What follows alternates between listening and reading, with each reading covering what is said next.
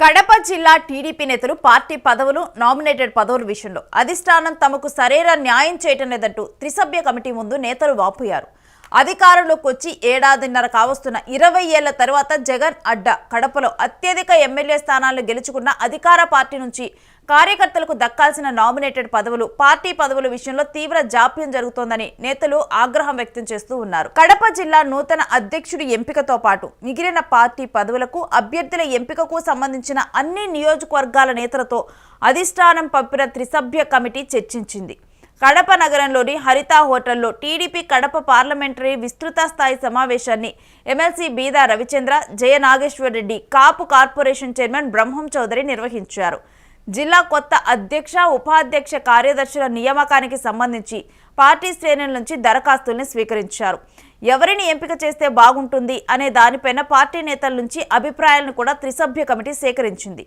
జిల్లా అధ్యక్ష పదవికి తనను తిరిగి ఎంపిక చేయాలంటూ ప్రస్తుత జిల్లా ఇన్ఛార్జు పార్టీ పాలిట్ బ్యూరో సభ్యుడు రెడ్డప్పగారి శ్రీనివాసరెడ్డి కోరారు.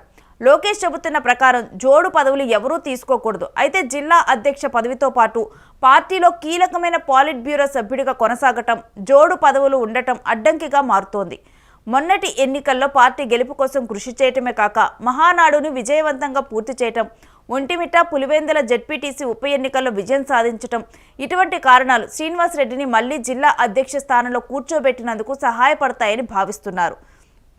అయితే 2 సార్లు కడప జిల్లా అధ్యక్షుడిగా, ఒక పర్యాయం అన్నమయ్య జిల్లా అధ్యక్షుడిగా పనిచేసిన శ్రీనివాసరెడ్డికి తిరిగి జిల్లా అధ్యక్ష పదవి కావాలంటే పాలిట్ బ్యూరో సభ్యుడి పదవిని వదులుకోవాల్సి వస్తుంది. ఇక జిల్లా అధ్యక్ష స్థానానికి మొదటి నుంచి వినిపిస్తున్న పేరు జమ్మలమడుగు టీడీపీ ఇన్ఛార్జ్ భూపేష్ రెడ్డి. జిల్లా అధ్యక్షుడిగా తనను ఎంపిక చేయాలని త్రిసభ్య కమిటీని కోరినట్లు తెలుస్తోంది. వీరితో పాటు గతంలో పనిచేసిన మాజీ ఎమ్మెల్యే లింగారెడ్డి, అనకాపల్లి ఎంపీ సోదరుడు సీఎం సురేష్ నాయుడు, పార్టీ ఆవిర్భావం నుంచి పనిచేస్తున్న సింగారెడ్డి గోవర్ధన్ రెడ్డి, కాపు సామాజిక వర్గానికి చెందిన హరిప్రసాద్, బద్వేల్ టీడీపీ ఇన్ఛార్జ్ రితీష్ రెడ్డి కూడా జిల్లా అధ్యక్ష పదవి ఇవ్వాలని కోరుతున్నారు. జిల్లా అధ్యక్ష పదవితో పాటు మిగిలిన పదవులకు కూడా 3 నుంచి 5 పేర్లను త్రిసభ్య కమిటీ అధిష్టానానికి నివేదించనుంది. నూతన జిల్లా అధ్యక్షుని ఎంపిక విషయంలో పార్టీ నేతల మధ్య ఏకాభిప్రాయం లేనట్లు తెలుస్తోంది. సీఎం సురేష్ నాయుడు పేరును జిల్లా అధ్యక్షుడిగా ప్రొద్దుటూరు ఎమ్మెల్యే నంద్యాల వరదరాజుల రెడ్డి ప్రతిపాదించినట్లు తెలుస్తోంది. అంతేకాక మాజీ ఎమ్మెల్సీ పుత్తా నరసింహారెడ్డి పేరును కూడా పరిశీలించాలని పార్టీ క్యాడర్ నుంచి గట్టిగా డిమాండ్ వినిపిస్తోంది. ఇక గతంలో ఎన్నడూ లేనంతగా పార్టీ ప్రభావం పెరగటం, వైఎస్ఆర్ అడ్డాలో టీడీపీ జెండా ఎగరవేసిన నాయకులకు, కార్యకర్తలకు పార్టీ పదవులు, నామినేటెడ్ పదవుల్లో సముచిత స్థానం కల్పించాలి అన్న డిమాండ్ నిన్నటి త్రిసభ్య కమిటీ నుంచి ఏర్పాటు చేసిన సమావేశంలో ప్రస్ఫుటంగా కనిపించింది. కడప జిల్లా పార్లమెంట్ విస్తృత స్థాయి సమావేశం త్రిసభ్య కమిటీ రావడం జరిగింది.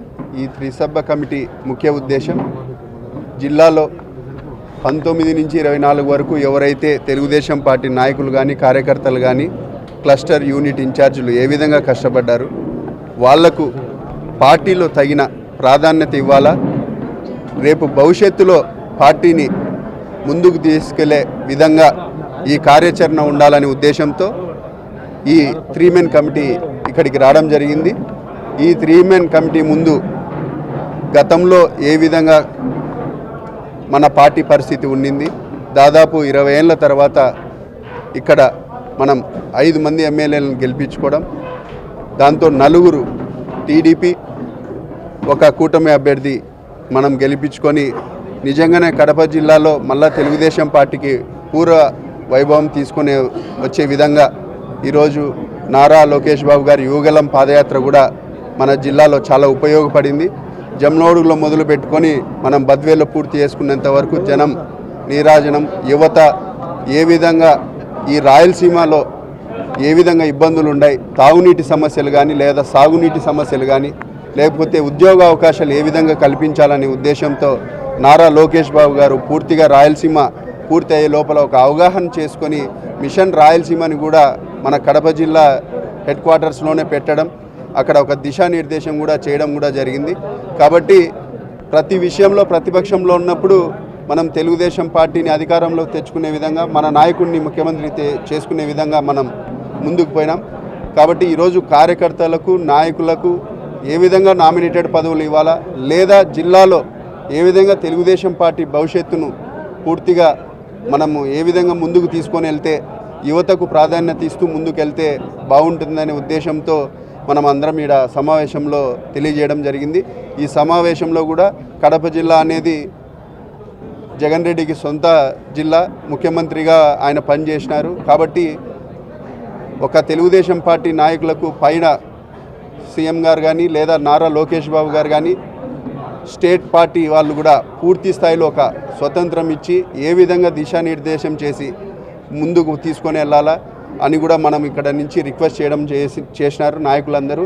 ఇది ఖచ్చితంగా జరగాల్సినది. ఎందుకంటే వాళ్ళు పూర్తిగా పార్లమెంట్ని వాళ్ళ సొంతంగా ఆలోచన చేసుకొని ఏదైనా నిర్ణయం, ఒక విస్తృత స్థాయి నిర్ణయం కూడా వాళ్ళు త్వరగా తీసుకుంటారు. మనము తెలుగుదేశం పార్టీ తరఫున కూడా మనం కూడా అంతే స్థాయిలో ఖచ్చితంగా నిర్ణయాలు కానీ డెవలప్మెంట్ కానీ జిల్లాలో ముందుకు వెళ్ళాలని ఉద్దేశంతో ఈ సమావేశం జరిగింది. ఖచ్చితంగా 3 మెన్ కమిటీ పైకి వెళ్ళి ఏ విధంగా ఎవరిని నిర్ణయించాలా, ఏ పోస్టులలో ఎవరు ఉండాలా, నామినేటెడ్ పదవులు ఎవరికి ఇవ్వాలనేది కూడా 3 మెన్ కమిటీ ముందు ఉంచాలని కూడా తెలియజేసినారు. వచ్చిన సభ్య కమిటీ ఆధ్వర్యంలో ఈరోజు విశ్వస్థాయి కమిటీ జరగడం జరుగుతూ ఉంది. ముఖ్యంగా పెద్దలందరూ మాట్లాడుతూ జిల్లాలో పార్టీ బలోపేతానికి ఇంకేమేమి చర్యలు తీసుకోవాలి, గత ఎన్నికల్లో వచ్చిన ఆదరణను ఇంకెట్లా పెంచాలి, దానికి అనుగుణంగా ఎవరెవరికి ప్రాముఖ్యతను ఇవ్వాలి, ఎవరెవరు ఎలాంటి వాళ్ళకు పదవులు ఇవ్వాలి అని చెప్పేసి డిస్కస్ చేయడం జరిగింది. దీని తర్వాత కాన్స్టిట్యున్సీ వైజ్ డిస్కస్ చేసి ఎవరెవరైతే పార్టీకి బాగా కష్టపడ్డారో వాళ్ళకు పార్టీ పదవులు ఇవ్వడం జరుగుతుందని చెప్పేసి త్రిసభ్య కమిటీ చెప్పడం జరిగింది. ప్రతి ఒక్కరికి కూడా న్యాయం జరిగేలాగా చర్యలు తీసుకోవాలని చెప్పేసి పార్టీ స్పెషల్గా త్రిసభ్య కమిటీని పంపించింది. కాబట్టి అన్ని నియోజకవర్గాల నుంచి కూడా సీనియారిటీని, మహిళల్ని, యువతని అందరినీ కలుపుకొని ఒక ఫ్యూచర్ని కూడా దృష్టిలో పెట్టుకొని కార్యక్రమం ఈ పదవులు ఇవ్వాల్సిందిగా పైనుంచి ఆదేశాలు ఇవ్వడం జరిగింది.